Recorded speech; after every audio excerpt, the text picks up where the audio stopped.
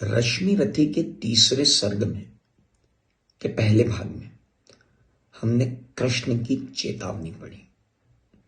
हम सब ने देखा कि कृष्ण सभा को छोड़ गए क्योंकि दुर्योधन ने बात नहीं मानी।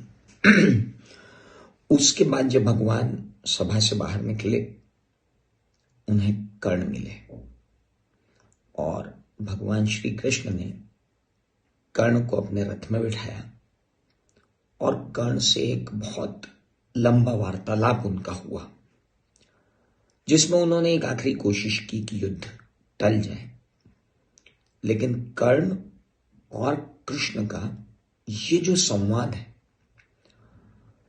ये बहुत ही मार्मिक है और इतने अद्भुत शब्दों में पिरोया हुआ है रामधारी सिंह दिनकर जी ने कि कई बार इसको पढ़ते पढ़ते लोग भावना वेग में आ जाते हैं और उन्हें श्री कृष्ण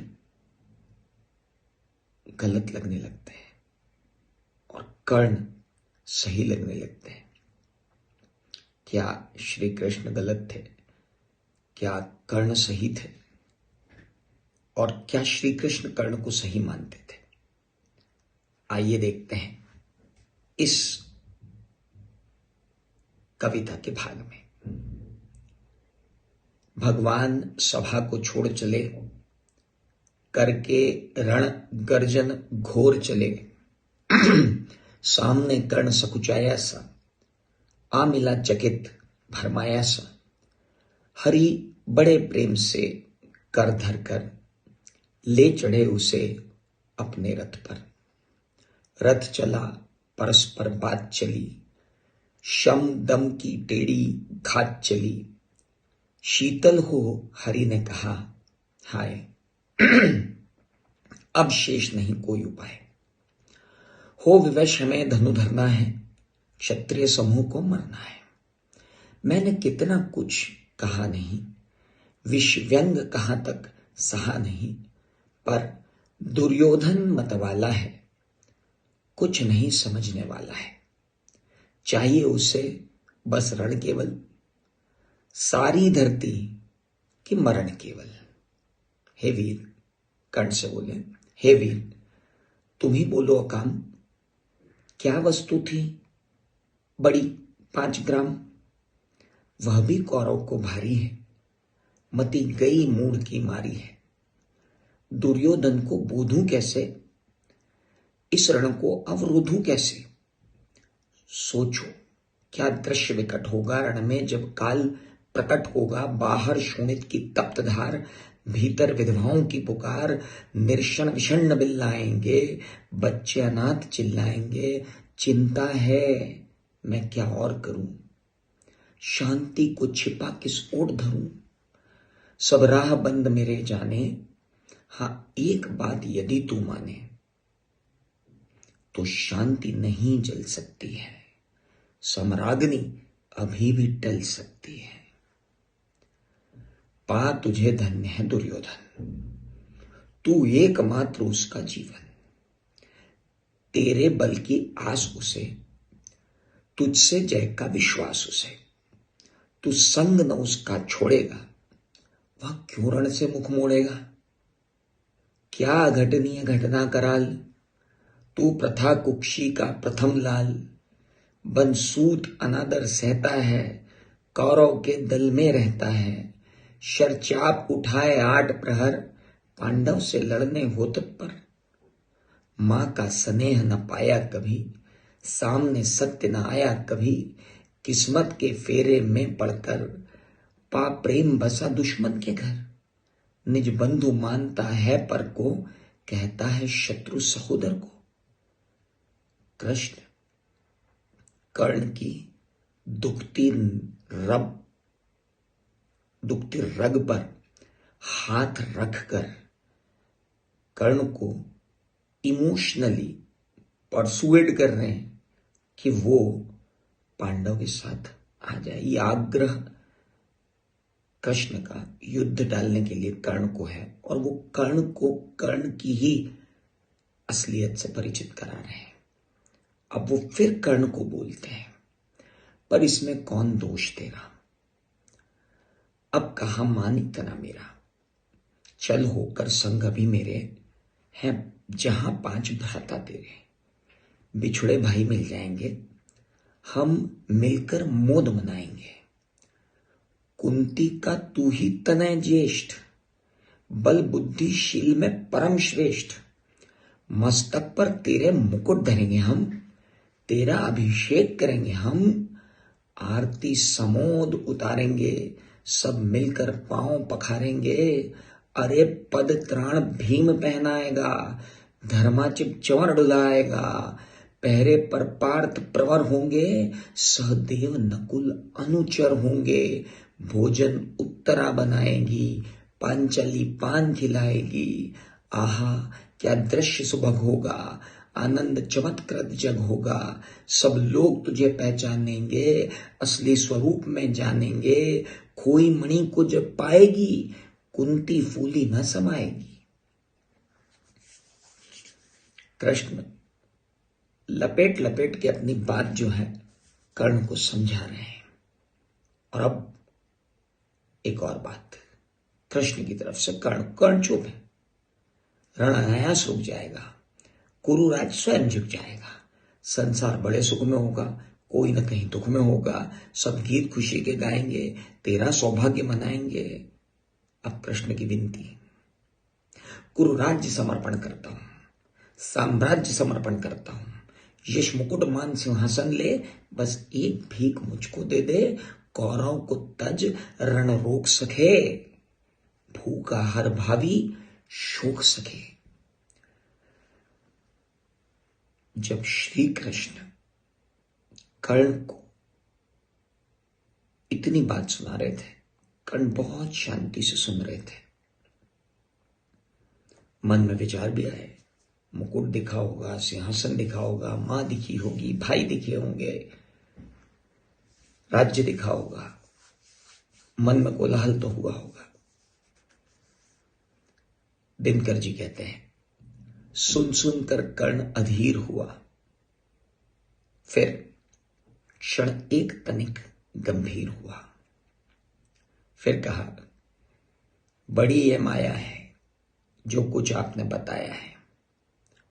दिनमणि से सुनकर वही कथा, मैं भोग चुका हूं ग्लानि बता। मैं ध्यान जन्म का धरता हूं, उन मन मन ये सोचा करता हूं, कैसी होगी वो मां कराल। निज तन से जो शिशु को निकाल, धाराओं में धराती है अथवा जीवित दफनाती है। सेवती मास 10 तक जिसको, पालती उदर में रख जिसको। जीवन का अंश खिलाती है, अंतर का रुधिर पिलाती है।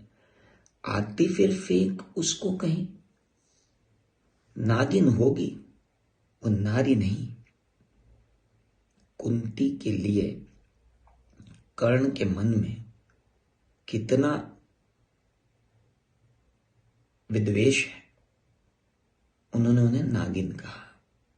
यहां थमे नहीं है कर्ण, कर्ण तो जैसे फूट पड़े हैं। और अब कर्ण ईश्वर को क्या कहते हैं वो भी सुनिए।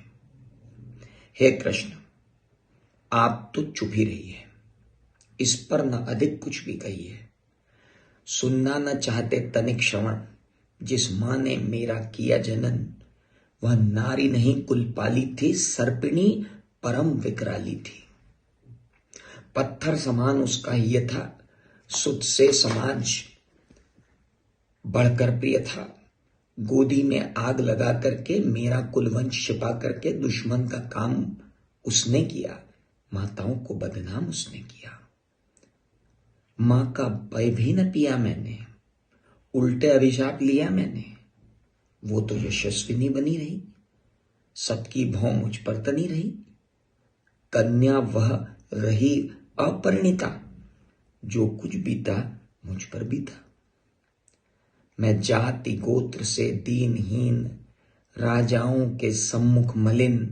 अब रोज अनादर पाता था, कह शूद्र पुकारा जाता था। पत्थर की छाती फटी नहीं, कुंती तब भी तो कटी नहीं।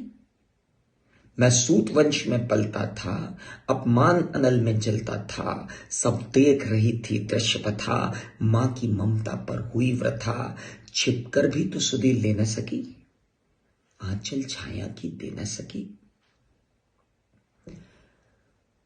पांच तने फूली फूली, दिन रात बड़े सुख में भूली, कुंती गौरव में चूर रही, मुझ पतित पुत्र से दूर रही।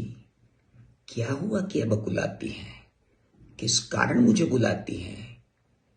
क्या 5 पुत्र हो जाने पर, सुत के धन धाम गवाने पर, या महानाश के छाने पर, या अब मन के घबराने पर नारियां सदैव हो जाती हैं, बिछड़ों को गले लगाती हैं। सारी नारी जाति पर कर्ण एक आरोप रख रहे हैं। क्या महानाश के छाने पर अथवा मन के घबराने पर नारियां सदैव हो जाती हैं, बिछड़ों को गले लगाती हैं? कुंती जिस भय से भरी रही, तज मुझसे दूर हट खड़ी रही। वह पाप अभी भी है मुझ में, वह शाप अभी भी है मुझ में। क्या हुआ कि वह डर जाएगा, कुंती को काट न खाएगा? सहसा क्या हाल विचित्र हुआ, मैं कैसे पुण्य चरित्र हुआ। कुंती का क्या चाहता हृदय, मेरा सुख या पांडव की जय। यह अभिनंदन नूतन क्या है, हे केशव ये परिवर्तन क्या है। मैं हुआ धनुर्धर जब नामी, सब लोग हुए हित के कामी। पर ऐसा भी एक समय जब यह समाज निष्ठुर निर्दय किंचित न स्नेह दर्शाता था, विषव्यंग सदा बरसाता था। उस समय सुअंक लगाकर मुझे अंचल के तले छुपा करके, चुंबन से कौन मुझे भर के ताड़ना ताप भर लेती थी। राधा को छोड़ भजू किसको, जननी है वही तजू किसको। राधा जिन्होंने कर्ण को पाल के बड़ा किया। हे कृष्ण जरा यह भी सुनिए, सच है कि झूठ मन में गुनिए। धूलों में था पड़ा हुआ, किसका सनेपा बड़ा हुआ, किसने मुझे सम्मान दिया। नृपता यानी राजा दे महिमावान किया, अपना विकास अवरुद्ध देख सारे समाज को क्रुद्ध देख, भीतर जब टूट चुका था मन, अचानक आ गया दुर्योधन। निश्चल पवित्र अनुराग लिए, मेरा समस्त सौभाग्य लिए। कुंती ने केवल जन्म दिया, राधा ने मां का कर्म किया। पर कहते जिसे असली जीवन देने आया वो दुर्योधन। वह नहीं भिन्न माता से है, बढ़कर सहोदर भ्राता से है।